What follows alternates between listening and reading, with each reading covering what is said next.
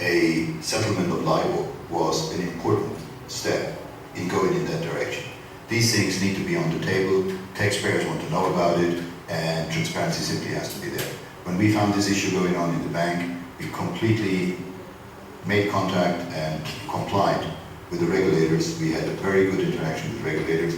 We actually helped them get on top of these issues, and we separated from staff that basically was involved in misconduct that is completely unacceptable. It's not the values of UBS, it's not the values of Switzerland, it's not something that we can tolerate. So you need to separate from that past, and that's a necessary condition for the bank and for the industry to focus on a better future. And you have to do both. Shape the future with new strategies, at the same time basically get out all the issues from the past. There have been excesses, there have been problems in the good years. What we need to do is fix those and then move forward in a, in my view, different mode. But that's for everyone else to judge for themselves. Where are we in the fix, Jamie Dimon? Do you think that the industry can recover, come back from the attacks and from the misdeeds of the past? Well, I think the industry has to come back from the past. I think a lot of companies are actually doing fine.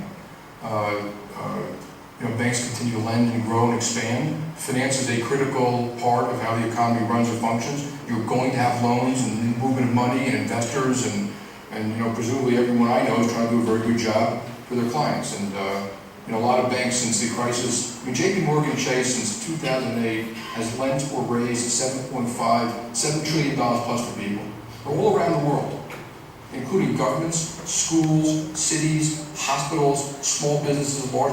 That's our job, and we try to do it very well. And the whale mistake which you had up there, I just want to point out, no customers wasn't venal. Terrible mistake. I mean, if you're a shareholder of mine, I apologize deeply. Okay, we did have record results, and life goes on. It's amazing because you were the most profitable bank even after the $6 billion mistake. And as you say, it was a trading mistake, not necessarily what we're watching in some of the other headlines you made. Yeah, well, I do say you have a good question whether the industry will come back. I would say depends on how you define the concept of comeback. The profitability is a key issue, but it's not the only issue, right? Before the crisis, after the crisis, we asked us why we had such a huge crisis. Number one, the financial sector is too big. Number two, a lot of the traditional intermediation move into the market-based activities.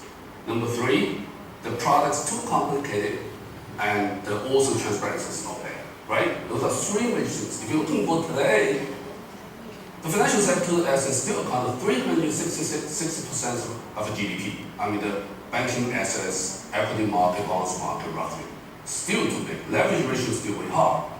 If you're looking for the intermediation move into the market-based activities, you will see the wholesale funding still account for 60% of the global banking sector, more or less the same thing before 2007.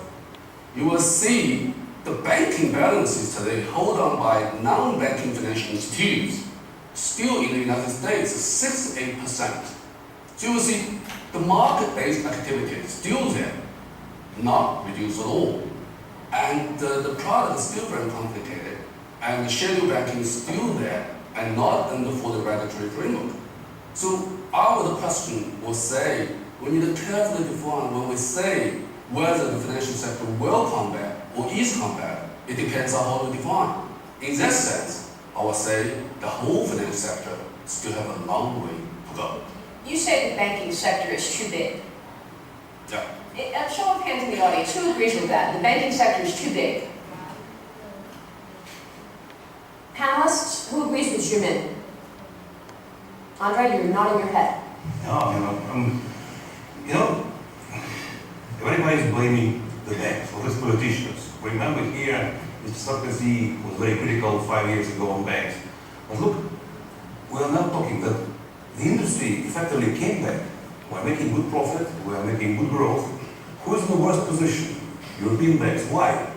Because they bought too much sovereign European government debt. Who is responsible for this?